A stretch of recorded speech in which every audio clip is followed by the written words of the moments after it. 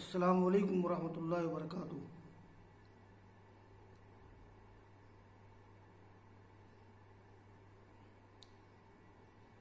باب قتل کعب بن الاشرف، یہ کتاب المغازی کا 15واں باب ہے۔ ہاں، اس سے پہلے 14واں باب ختم ہو گیا ہے۔ یہ 14واں باب کے آخر میں جو ایک روایت گزری تھی، بلکہ وہ اس روایت کا حصہ تھا کہ ابو بکر رضی اللہ تعالیٰ عنہ نے وہ بات کہی تھی، لا نورث ما ترکنا صدقہ۔ آپ نے کہا کہ انما یاکل آل محمد فی ھذا المال، اس مال میں آل محمد کھائیں گے، والی بن کر، نگراں بن کر، مالک بن کر نہیں۔ اور اللہ کی قسم، رسول اللہ صلی اللہ علیہ وسلم کی قرابت داری مجھے زیادہ پسندیدہ ہے اس بات سے کہ میں اپنے قرابت داروں کے ساتھ صلہ رحمی کروں۔ یہ بات گزر چکی تھی۔ تو آج کا باب ہے باب قتل کعب بن الاشرف۔ کعب بن اشرف کا قتل، اس کی حیثیت باقاعدہ غزوہ کی تو نہیں ہے، بس رسول اللہ صلی اللہ علیہ وسلم نے 3-4 صحابہ کرام کو بھیجا تھا کعب بن اشرف کو قتل کرنے کے لیے۔ اس کی حیثیت سریہ کی ہے۔ تو امام بخاری نے کتاب المغازی میں سرایہ کا بھی ذکر کیا ہے۔ دونوں کا مقصد، دونوں کی روح ایک ہی ہے، اس لیے عام طور پر سیرت نگاروں نے کتاب المغازی میں سرایہ کا بھی ذکر کیا ہے۔ تو اس میں کعب بن اشرف کے قتل کا ذکر کیا گیا ہے۔ یہ کعب بن اشرف کون تھا؟ تو کعب بن اشرف ایک انتہائی شریر قسم کا یہودی تھا اور عربی تھا۔ قبیلے طے کی ایک شاخ سے اس کا تعلق تھا۔ یہ ایک عظیم شاعر تھا، رسول اللہ صلی اللہ علیہ وسلم کو گالیاں دیتا تھا اور کفار قریش کو ابھارتا تھا مسلمانوں کے خلاف۔ جب رسول اللہ صلی اللہ علیہ وسلم مدینہ میں تشریف لائے ہیں تو سب لوگ ملے جلے تھے، مل جل کے رہتے تھے۔ آپ نے چاہا کہ لوگ امن و صلح کے ساتھ رہیں، لیکن یہودی اور مشرکین مسلمانوں کو بڑی تکلیف دیتے تھے۔ تو اللہ تعالیٰ نے اور رسول نے مسلمانوں کو صبر کا حکم دیا، لیکن کبھی کبھی صبر کا پیمانہ لبریز ہو جاتا تھا۔ مسلمانوں کے صبر و ضبط کے باوجود یہ کعب بن اشرف رسول اللہ صلی اللہ علیہ وسلم کو اور مسلمانوں کو تکلیف دینے سے باز نہیں آیا۔ تو رسول اللہ صلی اللہ علیہ وسلم نے بھیجا کچھ لوگوں کو کہ اس کو قتل کر دے۔ یہ اس قرآن کریم میں ایک ذکر ہے، اقتلوا ائمۃ الکفر، کفر کے بڑے بڑے علمبرداروں کو قتل کرو۔ یہ بھی ایک جہاد کی شکل ہے کہ جو لوگ انتہائی شریر، غنڈہ، اسلام مسلمانوں کے خلاف ان کے ذہن میں غلاظت بھری ہو، تو ایسے سرداروں کو موقع اگر ملے تو قتل کر دینا چاہیے۔ موجودہ حالات تو ایسے نہیں ہیں، یہ بھی ایک جہاد کی شکل ہے۔ تو کعب بن اشرف کو آپ نے قتل کروا دیا۔ اس کی تفصیل اس حدیث میں موجود ہے۔ کعب بن اشرف کو قتل کیا گیا تھا 14 ربیع الاول سن 3 ہجری میں غزوہ احد سے پہلے کب قتل کیا گیا تھا؟ 14 ربیع الاول سن 3 ہجری میں غزوہ احد سے پہلے۔ دوسرے بڑے بڑے یہودیوں کی طرح اس کا بھی قلعہ تھا مدینہ کے جنوب میں، قبیلے بنو نذیر کے پیچھے وہ قبیلہ جہاں آباد تھا۔ اس وقت بڑے بڑے یہودیوں کے قلعے تھے، اب بھی سعودی عرب میں وہ قلعے موجود ہیں کھنڈر کی شکل میں۔ تو کعب بن اشرف اپنے قلعہ میں رہتا تھا۔ دیکھیے کیسے آپ نے قتل کرایا۔ حدثنا علی بن عبداللہ قال حدثنا سفیان عن عمرو سمعت جابر بن عبداللہ رضی اللہ عنہما یقول قال رسول اللہ صلی اللہ علیہ وسلم من لکعب بن الاشرف۔ یہ من لکعب بن الاشرف کی تقدیر عبارت ہوگی من یضمن لقتل کعب بن الاشرف، یعنی کعب بن اشرف کے قتل کی ذمہ داری کون لیتا ہے؟ میں نے اس کا پس منظر ذکر کیا ہے۔ کون کعب بن اشرف کی ذمہ داری لیتا ہے یا کون کعب بن اشرف کو قتل کرنے کے لیے جاتا ہے؟ اس نے اللہ اور رسول کو تکلیف پہنچائی ہے۔ آپ نے کسی پر تھوپنا نہیں چاہا، بلکہ آپ نے صحابہ کرام سے ذکر کیا تو ایک صحابی ہیں محمد بن مسلمہ، تو انہوں نے کہا کہ اللہ کے رسول اتحب ان اقتلہ، کیا آپ چاہتے ہیں میں قتل کر دوں؟ کہا کہ ہاں۔ تو محمد بن مسلمہ اس کے قتل کرنے کے لیے گئے تھے۔ ان کے ساتھ اور بھی کئی صحابہ کرام تھے۔ کیسے ان کے قلعے میں گئے اور کتنی ہوشیاری سے قتل کیا، اس کو دیکھنے کی چیز ہے۔ محمد بن مسلمہ کے ساتھ عباد بن بشر، ابو نائلہ، حارث بن عوف اور ابو ابس بن جبر بھی تھے، اس کا ذکر آگے آ رہا ہے۔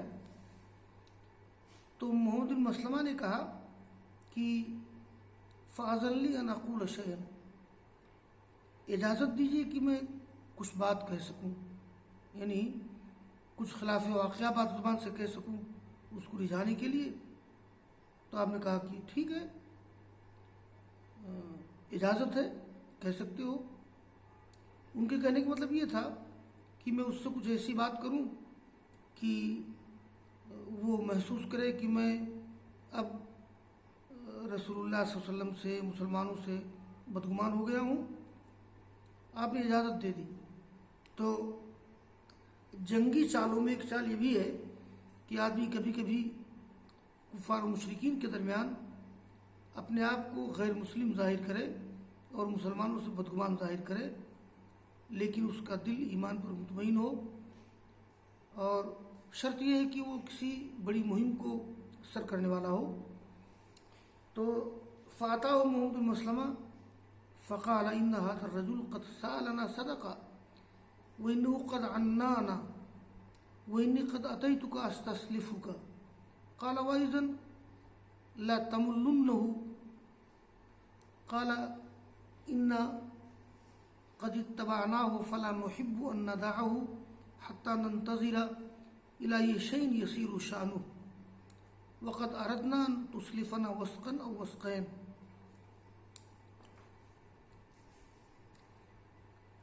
محمد بن مسلمہ آگے اس کی تفصیل آ رہی ہے، گئے کعب بن اشرف کے پاس۔ کیسے گئے آگے ذکر آ رہا ہے۔ تو انہوں نے کہا کہ اس شخص نے ہم سے صدقہ کا مطالبہ کیا ہے، یعنی یہ جو نبی مبعوث ہوا ہے نا، اب تو صدقہ مانگنے لگا ہے اور اس نے ہم لوگوں کو پریشان کر رکھا ہے۔ یہ بات اسی اجازت مانگی تھی، اور میں آیا ہوں تمہارے پاس کہ کچھ ادھار لے لوں۔ استسلف کا استصلاف ادا لینا۔ کہا کہ اور اب بھی تم آئندہ مزید اس سے ملول ہوگی. یعنی یہ بھی تو ابتدا ہے، دیکھنا آئندہ کیا ہوگا. تم لوگوں کا ملال، تم لوگوں کی پریشانی بڑھتی جائے گی. اس کا اشارہ تھا کہ کیوں ساتھ نہیں چھوڑ دیتے. تو محمد بن مسلمہ نے کہا کہ اصل میں ہم نے ان کی پیروی کی ہے، چاہتے نہیں ہیں کہ چھوڑ دیں ان کو، یہاں تک کہ ہم انتظار کر رہے ہیں کہ کس چیز کی طرف ان کا معاملہ جاتا ہے. اور اس وقت ہم چاہتے ہیں کہ تم مجھے 1 وسق یا 2 وسق غلہ ادھار دے دو. یہ بات ان سے کہی. وقت اردنا ان تسلفنا وسقن وسقین. امام بخاری کہتے ہیں کہ یہ سفیان نے کہا کہ بیان کیا عمر نے کئی بار، لیکن وسق اور وسقین کا ذکر کیا. تو میں نے ان سے کہا فی وسقن وسقین، فقالا ارا فی وسقن وسقین. نہیں، میرا خیال ہے کہ 1 وسق یا 2 وسق کی بات رہی ہوگی. کہا کہ ہاں ہاں. تو کعب بن اشرف نے کیا کہا، اس کی خباثت دیکھیے. اس نے کہا کہ میں غلہ تو دے دوں گا، لیکن تم لوگ میرے پاس کچھ گروی رکھ دو. جیسے آدمی کہیں سے ادھار لے تو گروی رکھ دیا جاتا ہے. تو لوگوں نے کہا کہ ایوشین ترید، کیا چاہتے ہو؟ تو اس نے کہا کہ تم لوگ میرے پاس اپنی بیویوں کو گروی رکھ دو، تمہاری بیویاں ہمارے پاس رہیں، اور جب میرا قرض واپس کر دو گے تب بیوی لے جاؤ.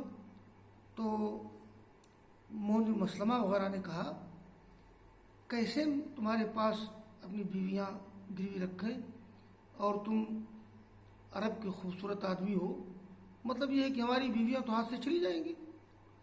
کہا تو ٹھیک ہے، تو ایسا کرو اپنے لڑکوں کو گروی رکھ دو. تو محمد بن مسلمہ نے کہا کہ ہم کیسے تمہارے پاس گروی رکھیں اپنے لڑکوں کو؟ ان میں سے کوئی شخص ہم کو گالی دے گا بڑا ہونے کے بعد. کیا کہے گا کہ اس سے گروی رکھ دیا گیا 1 وسق 2 وسق کے بدلے میں. کہا کہ مستقبل میں ہماری نسل ہم کو کیا کہے گی. تو ہزار علینا، یار کی بات ہے. ایک پلاننگ کے تحت گئے تھے وہ. تو محمد بن مسلمہ نے کہا کہ ایسا کرتے ہیں وَلَكِنَّا نَرْهَنُكَ اللَّأَمَ، ہم تمہارے پاس ہتھیار گروی رکھ دیتے ہیں. علامت مانے ہتھیار. سفیان راوی کہتے ہیں یعنی سلاح، ہتھیار. تو کعب بن اشرف تیار ہو گیا، اس لیے کہ عربوں میں ہتھیار کی بڑی قیمت تھی. فوعدہ ان یاتیہ، تو ان سے وعدہ لے لیا کہ وہ آئے ان کے پاس. تو کعب بن اشرف اپنی قلعے میں تھا. تو محمد بن مسلمہ اس کے پاس گئے، ان کے ساتھ ابو نائلہ بھی تھے. یہ ابو نائلہ کعب بن اشرف کے رضائی بھائی تھے اور مسلمان ہو چکے تھے. ابو نائلہ نے بھی وہی گفتگو کی کعب کے ساتھ جو گفتگو محمد بن مسلمہ نے کی تھی. تو محمد بن مسلمہ اس لیے بلا کے لائے تھے کہ تاکہ کعب بن اشرف کو پورا یقین ہو جائے کہ کوئی سازش نہیں ہے. کعب بن اشرف نے ان سب کو بلایا قلعہ کی طرف. حصن مانے قلعہ. اور اب اوپر سے اترا اپنے قلعے میں جہاں اس کا بیٹھکا تھا. تو ان کی بیوی نے کہا دیکھیے، کبھی کبھی آدمی کا وجدان بڑا کام کرتا ہے. ان کی بیوی نے خطرہ محسوس کیا اور کہا کہ تم کہاں جا رہے ہو؟ میں تو خطرہ محسوس کر رہا ہوں. اس نے کہا نہیں کوئی خطرہ نہیں، ارے وہ محمد بن مسلمہ ہے، میرے رضائی بھائی ہیں. لیکن بیوی کی چھٹی حص نے، اس کے وجدان نے محسوس کر لیا کہ کچھ دال میں کالا ہے. ان کی بیوی نے کہا کہ این تخرج هذه الساعة، اس وقت کہاں جا رہے ہو؟ کہا کہ ارے وہ محمد بن مسلمہ میرے بھائی ابو نائلہ ہیں. امر کے علاوہ جو راوی امر کے علاوہ کہا کہ قالت، بیوی نے ایک بات یہ بھی کی اسمع صوتا کانه یقطر منه الدم، میں ایک ایسی آواز سن رہا ہوں گویا کہ اس سے خون ٹپک رہا ہے. ان کی بیوی نے کہا کہ میں نے کچھ گفتگو ایسی سنی ہے اور لگتا ایسا ہے کہ کچھ سازش ہے، قتل ہوگا، خون ٹپک رہا ہے۔ تو کہا کہ نہیں نہیں، ایسی بات نہیں ہے۔ کعب بن اشرف نے کہا کہ انما ہوا اخی محمد بن مسلمہ اور رضیع ابو نائلہ، میرے بھائی محمد بن مسلمہ ہیں، تعلقات تھے، محمد بن مسلمہ کے تعلقات تھے، اور میرے دودھ شریک بھائی ابو نائلہ ہیں۔ اور کعب بن اشرف نے یہاں تک کہہ دیا، اصل میں عرب کے لوگ وعدہ کے بڑے پکے ہوتے تھے، وعدہ لے لیا تھا ملاقات کا۔ کہا کہ ان الکریم لو دعیا الی طعنۃ بلیل لاجاب، شریف آدمی اگر بلایا جائے نیزے بازی کی طرف یا نیزے سے مارے جانے کی طرف رات میں، تو وہ ان کے بلانے پر لبیک کہتا ہے۔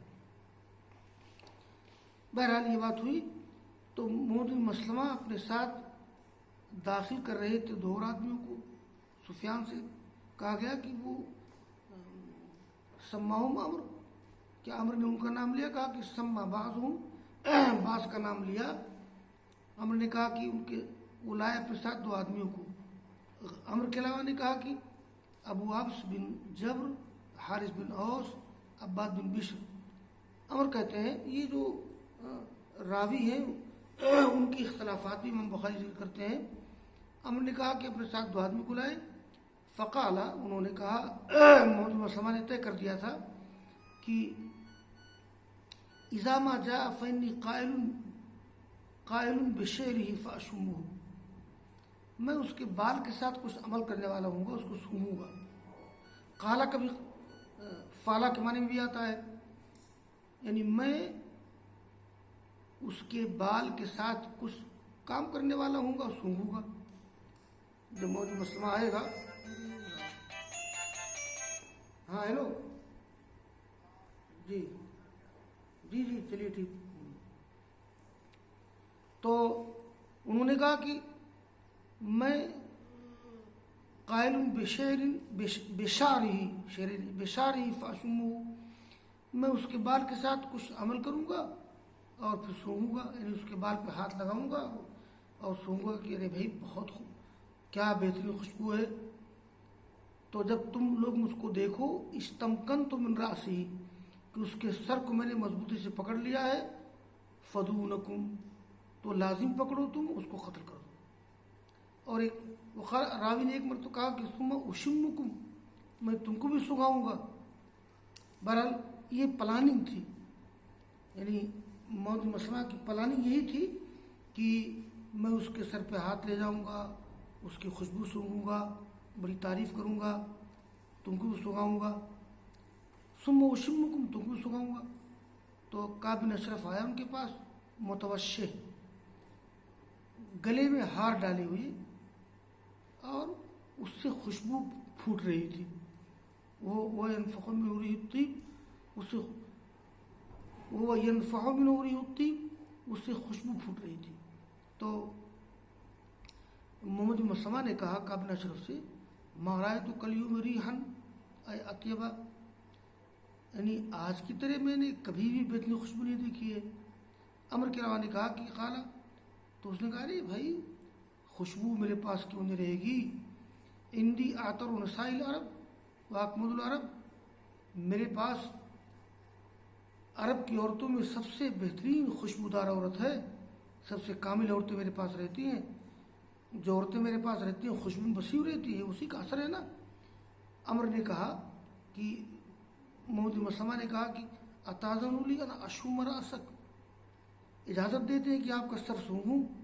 کیا خوشبو ہے، دل مست ہو رہا ہے، آپ کا سر سونگ سکتا ہوں؟ کہا کہ ہاں ہاں ضرور سونگو۔ فشمو، سونگا، اپنے ساتھیوں کو سنگایا۔ پھر کہا کہ پہلی بار سونگا تو پہلی بار نہیں پکڑا، پھر کہا کہ ذرا یہ ابھی آسودگی نہیں ہوئی ہے، اتاذن لی، پھر اجازت دیتے ہیں؟ کہا کہ ہاں ہاں سونگو۔ فلما استمکن منہ، جب مضبوطی سے پکڑ لیا اس کو تو کہا دونکم، اپنے ساتھیوں سے کہا محمد مسلمہ نے کہ ہاں لازم پکڑو، تو ان لوگوں نے قتل کر دیا۔ اس کی تفصیلات اور موجود ہیں، بلکہ اس کی بعض تفصیلات بہت دلچسپ ہیں کہ قتل کر دیا، پھر یہ لوگ اترے تھے قلعہ سے. یہ تفصیلات انشاءاللہ کسی موقع پہ آئندہ آئے گی. میں یہیں کلاس سبق بند کر رہا ہوں. تو اس طرح سے محمد بن مسلمہ نے بڑی چال بازی کے ساتھ، بڑی حکمت عملی سے کعب بن اشرف کو قتل کر دیا، جو ایک بڑا عظیم فتنہ تھا. اس فتنہ کو دبا دیا. پھر آیا اللہ رسول کے پاس اور خبر دی کہ ہم نے آپ کے حکم کی فرمانبرداری کی ہے، اس کو قتل کر دیا ہے. جی اس کی بعض تفصیلات انشاءاللہ آئیں گی. وآخر دعوانا ان الحمدللہ رب العالمین.